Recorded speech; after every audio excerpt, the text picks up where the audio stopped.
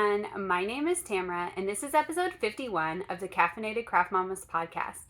My podcast all about my knitting, spinning, and bookish life in Southwest Missouri, where I live with my partner Richard, our 3 kids, and our dog. Today is July 11th. It is 5 o'clock in the afternoon, and we are getting ready to leave to go see the new Superman at the drive-in in Aurora, so I'm going to quickly get this recorded so I can edit it before the movie starts. So, if you would like to follow me on social media, please feel free to do so. I am only active over on Instagram. I really don't do anything else, and I'm really not active on there a whole lot. Honestly, we are in that point in summer where most of the time if I take a picture, there's crap on the floor behind it. So it just is what it is. All right, I have 2 finished objects to talk about. I'm going to need these.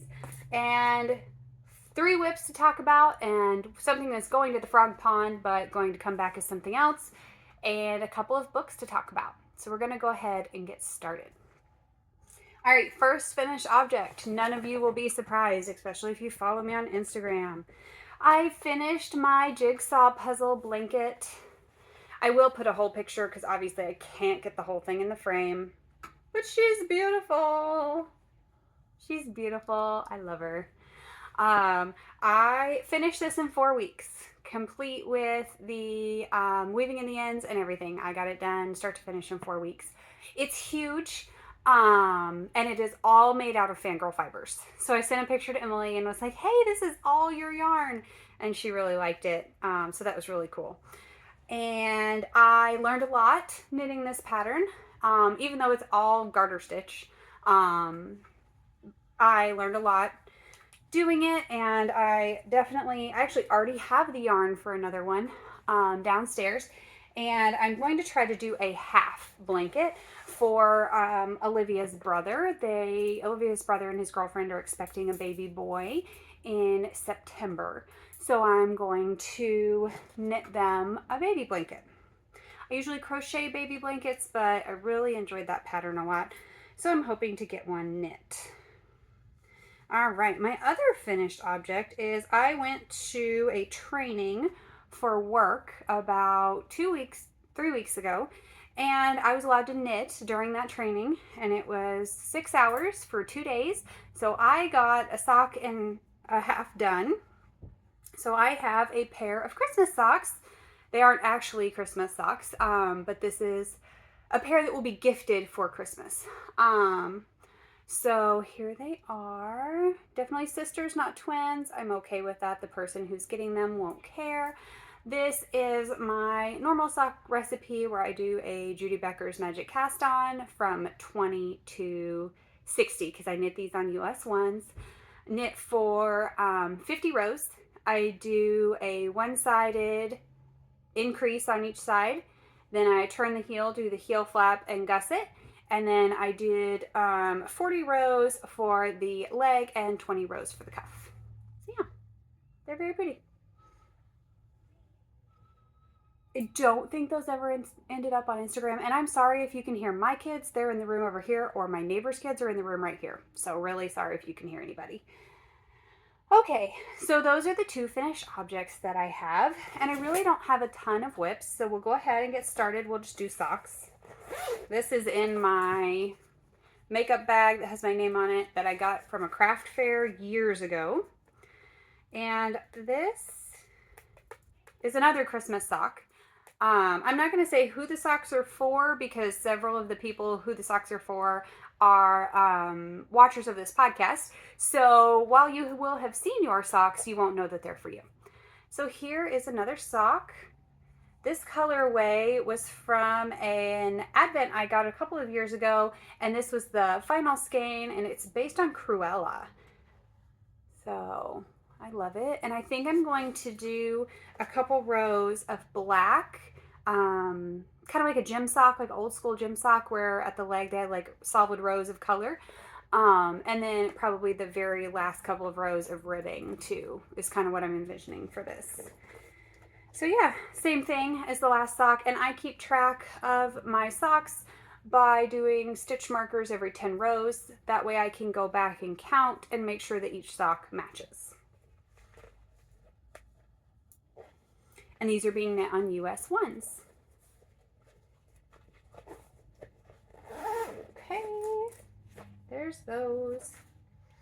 All right, up next is my Star Wars Doodle. I've made great progress. Here we are. Look at this beautifulness. I'm so happy with it. Oh, it's so pretty. All right, so as you can see, I'm just alternating the Rebel symbol with the Millennium Falcon with doodles in between. Oh, it looks so good on camera. I am doing a new technique with these, especially because the Rebel symbol, as you can see, I've got long spaces between color changes. So I am doing, whoops, oh no, hold please. Oops, oops, oops, oops. Whew, gave me a heart attack. Drop some stitches. Okay, everything's all right, we're good. Okay, sorry about that. One of my Yoda stitch or end stoppers came off. So anyway, I did the jacquard ladder back for catching my floats. And I really like the jacquard ladder back technique. I think it looks fabulous. You cannot see my floats at all. And so it's a little slower going than I'm used to. I was here when you guys saw it last, so I'll move the marker up. But I think I only have one more Millennium Falcon and one more Rebel symbol. To be completely honest, I will probably try to squeak out one more Millennium Falcon because my matchy brain will have a hard time with the fact that there are two Rebel symbols right next to each other. Unfortunately, that's just how my brain works. So I will probably try to squeeze one of those in there, but we will see if I have enough. So yeah, this is a sample knit for Emily of Fangirl Fibers, and I really need to get this done because I really need to get it back to her. So there's that. God, it looks so good on camera. Okay. And it is living in my Star Wars bag that I did as a swap for Get Your Yarn Wishes Granted a couple years ago. I made a bag for her, she made a bag for me, and we mailed them to each other. It was a lot of fun. Okay, last whip is my Stria, and I have made some really good progress, guys. I hadn't picked this up for a while because the blanket consumed my life, but I was at the Crescent City marker the last time you guys saw this, so I'll hold it up a little closer. I got two gray stripes and two mini stripes done, and I started one sleeve. So I was going to knit the sleeves in tandem. I still am kind of going to do that, but the doodle and the project I'm getting ready to frog have all of my shorter cords on them that I can put together. And so I have to go purchase some more cord connectors. So it's a good thing I work at a yarn store, right? Part-time. I work at a yarn store part-time. So I can purchase those cord thingies, cord connectors. Okay. And that is one of the stitch markers that came with this advent. This is a Crescent City advent. And the gray is another one of hers. This is all her. Carotid Coffin? Yeah, Carotid Coffin. And I haven't shown this bag in a while. This is the bag that came with it. It's just fabulous. So I have 5 colors left. I have this yellow. Sorry for any crinkling in here. And then I have all 4 of these. So I'll do probably this one. No. This one, and this one. Probably go that way. And then I also have the main skein that was the one at the end, which I started the sweater with, and I will probably end with this. It'll all depend on how much gray I have. I only have 2 skeins of the gray, but I just busted into the second skein, and I have maybe 5 grams left of the first skein. I just didn't think it was going to be enough to do a full gray stripe. So at the rate I'm going, I will have enough gray for everything, but we'll see. We may have to get creative. So yeah, and that's living in my Trader Joe's bag, because you use Trader Joe's bags as knitting bags when you don't have a Trader Joe's nearby. All right, I have one more project to talk about, and it's a project out of Handspun.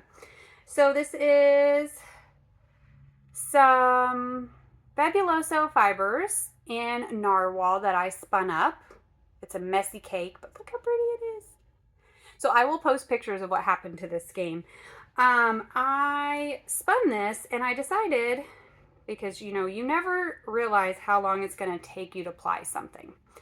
So I decided to start plying this, 20, 30 minutes before Richard got home from work. Richard gets home from work at like 11, guys.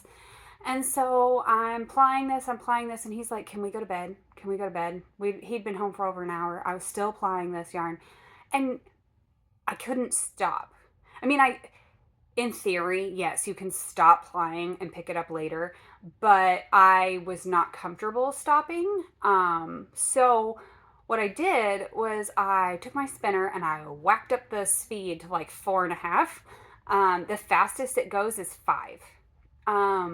So I whacked it up to like a 4.5, but I was really tired, and it didn't dawn on me that you need to let go of your yarn sooner. Because what I do is I'll feed the yarn into the machine, I pull back and let the 2 yarns together build up twist, and then I feed it into the machine.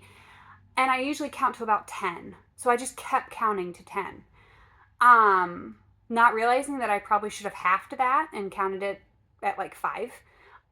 So when I took it off the Nitty Naughty the next day, it turned into ramen noodles in my lap. It was so overspun. It was so overspun. So I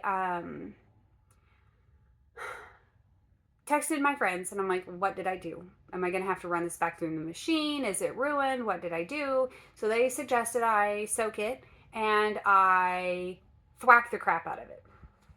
So I didn't actually thwack it, because when you thwack something is to smack something up against a hard surface like a door or the counter, and it helps distribute the twist and make things more even. The problem with thwacking is that you typically get more fuzz, and I am not a fuzzy yarn kind of person, because fuzzy yarn pills. And I already have problems with pilling with most of my sweaters and handmade garments. So I really don't want the extra fuzz to make the pilling even more of a problem. So I put my arms in the skein and I just pulled and pulled and pulled as hard as I could.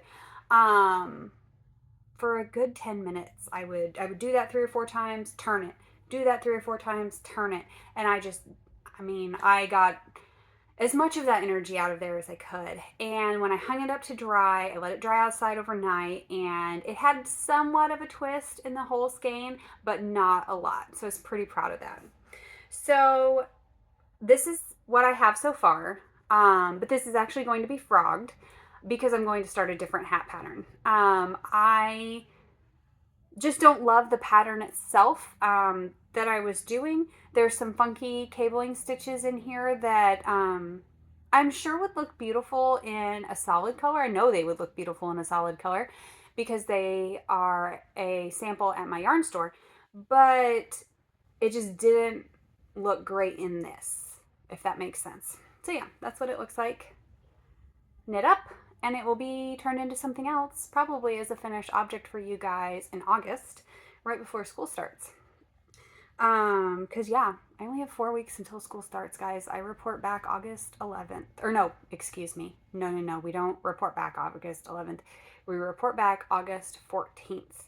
And my kids come back. All kids start August 19th. So, yeah, we don't have much time left in the summer. We'll do books and stuff. So yeah, if you're here for the fiber, that's it. Sorry, it's kind of a rushed episode, but like I said, we're trying to get on the road, and I really wanted to get this recorded. Let's see. Books. I tried Caught Up, guys. I tried. All right. I loved Lights Out by Navessa Allen. Okay. I loved with a caveat. The FMC, Allie, in Lights Out was so whiny. Oh, she was whiny. And it's like, girlfriend, you asked for this. You legitimately messaged this dude and asked for this. And you're whining about it? Like, for real. For real. Are you kidding me right now? Anyway, um, I can't even tell you the main female character in Caught Up. It was boring. I couldn't stay engaged. I love Teddy Hamilton. If I could just go and listen to the chapters with Teddy Hamilton, and I would. But I was bored out of my mind. So, I DNF'd it, and that's okay. Oh, while we're talking about books, one more thing. I made this. It's an ACOTAR bag. So there you go. Forgot to talk about that. But yeah, so I DNF'd it. I might try it again. I might not. I've decided that maybe Navessa Allen just writes whiny female characters. And that's okay, I guess. I also read Loving a Vampire is Total Chaos by Ara Hayes. I'll put a picture up here.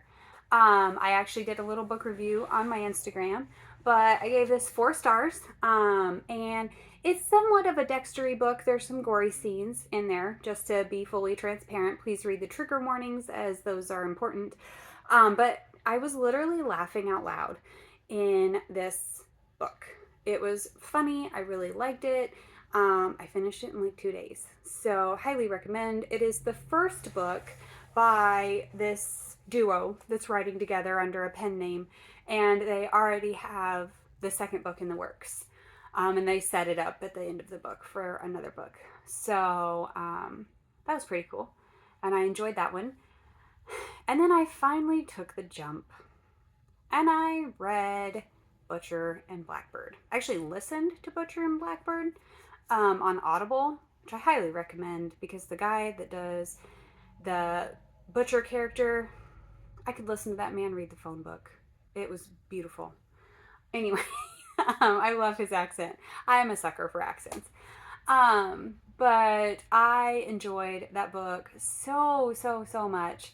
Poor Amber. I'm messaging Amber part the way through this book, and I'm like, oh my gosh, oh my gosh, oh my gosh. And she's like, it'll be okay. Everything's fine in the end. I do have Leather and Lark, and I am planning on starting that. I'm taking Olivia to her mom's up in Warrensburg on Sunday, and it's a 2-hour drive there and a 2-hour drive back. And so I will probably be listening to that in my ear, so that I don't have to listen to cartoons in the back seat, because the other 2 are going with me because Richard has to work. So I will probably be listening to that book on my drive up there and back. But highly recommend, excuse me. The author, oh my gosh, Brynne Weaver? I'll put it right here, because I don't think I'm 100% right on that.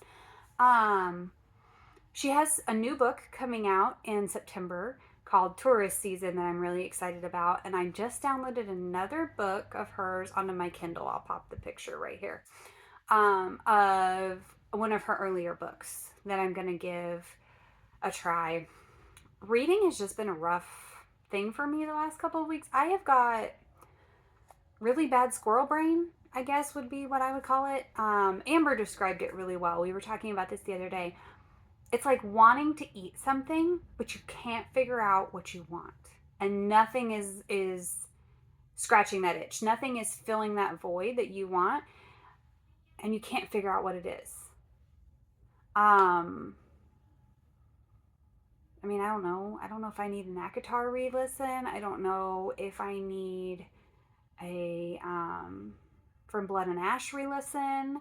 I did listen to those on graphic audio. My Hoopla app got those, and I did like that. I have a tough time with graphic audio a lot of times because my hearing's not the best, and I struggle understanding what the characters say. Amber and Andy can listen to audiobooks at like 1.5 speed. One is about as high as I can go because I have a harder time processing what the characters are saying and I miss things. So I, the graphic audio with the music and the fight sounds and everything, I sometimes have a hard time understanding if I haven't read the book before. If I've read the book before and I kind of know what's going on, it's okay because if I miss something, it's not a huge deal. So yeah, that is all the book talk that I have to talk about. So if you have any books to recommend, put them down below. Help me out. I mean, fantasy, romantasy is kind of my niche. Um, but I'm struggling. Nothing is scratching that itch. So maybe Leather and Lark will. We'll see. Let's see. What else? Yeah, we go back to school in a month. We've been living at the pool, living at the drive-in. I'm sure I'll get some good knitting done tonight while we're there. And Grace has been here all week, so that's been fun. I work at the yarn store a bunch next week because my boss is out of town. I have a training next week, but it's a training that's very hands-on, so I doubt I'll get to knit a whole lot. Womp womp. But it's only half day, so that's at least better. I guess I didn't really mention it in my last podcast. Chopped all my hair off. I love it. I grew up having short hair. I had short hair a lot, especially from like fourth grade all the way up until like freshman year. I grew it back out, but I've had short hair a lot of my life. So yeah, I love the short hair, and it's much cooler. I like that. But my neck keeps getting burnt. I keep forgetting to put sunscreen on. So, all right. Well, at this point, I'm just babbling, so I'm gonna go so we can go to the drive-in. Let's see. Oh, 22 minutes. That's not bad. All right. I will see you guys later. Probably right before school starts. Love you. Bye.